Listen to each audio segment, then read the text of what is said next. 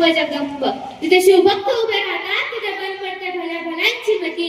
जिथे शिवभक्त उभे राहतात तिथे बंद पडते भल्या भल्यांची मती. अरे मरणाची कोणाला भीती, आदर्शांचे शिवछत्रपती, आदर्शांचे शिवछत्रपती. सन्माननीय व्यासपीठावर विराजमान असलेले प्रमुख पाहुणे, आदरणीय गुरुजन वर्ग आणि माझे मित्र आणि मैत्रिणींनो, मी बाळकृष्ण फुले मानूरकर महाराज इंग्लिश स्कूल येथे इयत्ता 7वी इथे शिकते. आज मी इथे छत्रपती शिवाजी महाराजांबद्दल माझे मत व्यक्त करू इच्छिते. महाराष्ट्राचा जो इतिहास लिहिला तो कोणी येणे नव्हे. महाराष्ट्राचा जो इतिहास लिहिला तो कोणी येणे नव्हे, तर महाराष्ट्राचा जो इतिहास लिहिला तो हिरव्या शालीनं, तलवारीच्या खणखणाटीनं, घोड्याच्या टापानं आणि शाहिरायांच्या टपानं. आणि हाच इतिहास घडवला तो राजा शिवछत्रपतीनं. मुद्रा त्या शिवरायाला, रयतेच्या राजाला, मुद्रा त्या शिवरायाला, रयतेच्या राजाला, त्याच्या भक्तीला तोड नाही, शौर्याला तोड नाही. जो ठाम आहे सागरा समान, ज्याचा छत्र म्हणजे आभाळा समान, तो त्या सूर्याची शान, मराठी मनाचा धगधगता अभिमान, काळे आहे सह्याद्रीला शंभूंचा अभिमान, महाराष्ट्राच्या देवराज्याचे पहिले स्थान. असे ते प्रौढ प्रताप पुरंदर, क्षत्रिय कुलावतंस, सिंहासनाधीश्वर, राजाधिराज, श्रीमंत, श्री श्री श्री छत्रपती शिवाजी महाराज की जय. बंदुकीच्या जोरावर आणि हंटरच्या धक्कावर, अहो बंदुकीच्या जोरावर आणि हंटरच्या धक्कावर मी अनेक वाघांना मांस प्रमाणे जगायला शिकवणारी माणसं बघितली, पण बंदुकीच्या जोराशिवाय आणि हंटरच्या धक्काशिवाय इथल्याच माणसांना वाघाप्रमाणे जगायला शिकवणारा मी एकच वाघ बघितला, आणि ते म्हणजे छत्रपती शिवाजी महाराज. आज आपण ज्या महाराष्ट्रात राहतो तो महाराष्ट्र म्हणजे काय? तो महाराष्ट्र म्हणजे शिवरायांच्या विचारांचा, जिजाऊंच्या संस्कारांचा आणि शंभूच्या पराक्रमाचा साक्षीदार म्हणजे माझा हा महाराष्ट्र, साक्षीदार म्हणजे माझा हा महाराष्ट्र.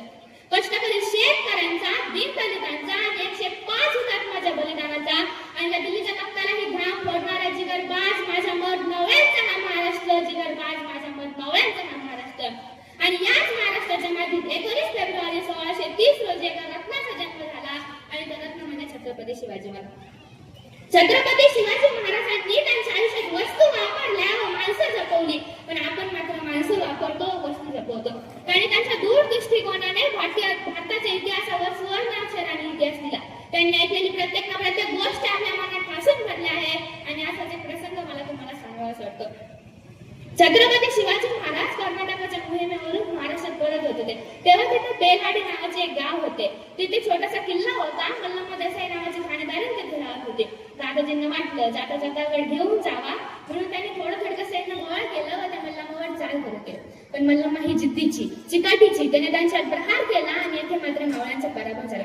दादाजींना वाटलं एका बाईच्या हातून मावळ्यांचा पराभव होणं शक्य नाही, म्हणून त्यांनी अजून सैन्य गोळा केलं व ते वापस मल्लम्मावर चाल करून गेले. आता मात्र मल्लमाचा पराभव झाला. दादाजींनी ठरवलं मल्लमाला कैद करायचं व छत्रपती शिवाजी महाराजांपुढे उभा करायचं. तेव्हा तिला कैद करत असताना ती आत गेली व तिच्या लहान बाळाला घेऊन बाहेर आली.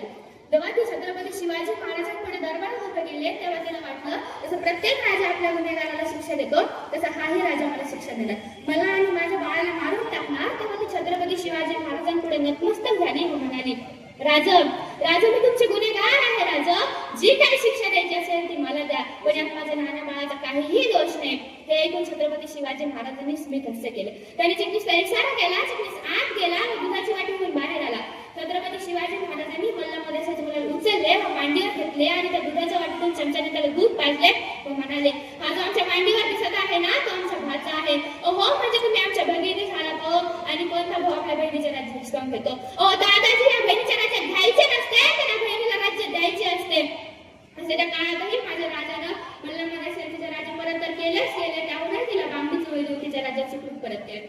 म्हणून मला असं वाटते छत्रपती शिवाजी महाराजांनी त्यांच्या आयुष्यात जे केले ते जगाने कधीच केले नाही, आणि जे जगाने केले ते छत्रपती शिवाजी महाराजांनी कधीच केले नाही. म्हणून संपूर्ण जगाला छत्रपती शिवाजी महाराजांपुढे झुकावे लागले. म्हणून संपूर्ण जगाला छत्रपती शिवाजी महाराजांपुढे झुकावे लागले. छत्रपती शिवाजी महाराजांनी त्यांच्या आयुष्यात नेहमी स्त्रियांचा आदर केला. म्हणून आज जी कोणी स्त्री मला ऐकत आहे तिला मला एवढंच म्हणायचं वाटते, अगं तलवारीपेक्षा तीक्ष्ण तुझ्या नजरेची धार आहे. अगं तलवारीपेक्षा तीक्ष्ण तुझ्या नजरेची धार आहे. महाराष्ट्राची वाघीण तू, भवानीचा वाघ आहे. भगव्याची रक्षणी तू, स्वराज्याची तू मेघ आहे. डुबळी समजू नको तू स्वतःला, तू जिजाऊची लेक आहे, तू जिजाऊची लेक आहे. आता एवढे वर्ष झाली तरी अलीकडच्या काळातील एक प्रसंग मला तुम्हाला सांगावा असं वाटतो. एकदा इटलीचे पंतप्रधान भारत भेटीसाठी आले होते. तेव्हा त्यांना काही गाईड्सने प्रश्न विचारला, तुम्हाला प्रेमाचं प्रतीक असणारं ताजमहल ताजमहल बघायचं. तेव्हा हिटलीचे पंतप्रधान म्हणाले, मला तुमचं प्रेमाचं प्रतीक असणारं ताजमहलही नको आणि सोन्याचं प्रतीक असणारं गोल्डन टेम्पलही नको. माझ्या देशाच्या राजाचा इतिहास शिकवला जातो ना, त्या राजाचा रायगड मला बघायचा आहे, त्या राजाचा रायगड मला बघायचा आहे. तेव्हा सर्व गाईड्स त्यांना घेऊन रायगड बघण्यासाठी.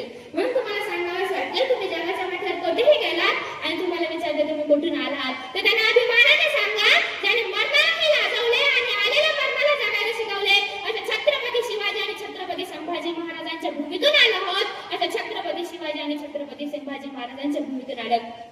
म्हणून म्हणायचं वाटते, सिंहाची चाल, गरुडाची नजर, स्त्रियांचा आदर, शत्रूचे मर्दन, हेच असावे मावळ्यांचे वर्तन. ही छत्रपती शिवाजी महाराजांची शिकवण, ही छत्रपती शिवाजी महाराजांची शिकवण. शेवटी जाता जाता एवढेच म्हणेन, देवाकडे फूल मागितलं तर देवाने अख्खी बागच दिली. देवाकडे राहण्यासाठी घर मागितलं तर देवाने अख्खा राजवाडाच दिला. देवाकडे पिण्यासाठी पाणी मागितलं तर देवाने अख्खा समुद्रच दिला. आणि जेव्हा देवाकडेच देव मागितला तेव्हा देवाने छत्रपती शिवाजी महाराजांसारखा देव माणूस दिला. तेव्हा देवाने छत्रपती शिवाजी महाराजांसारखा देव माणूस दिला. शेवटी शिव घोषाने माझ्या भाषेत थांबते. बोला.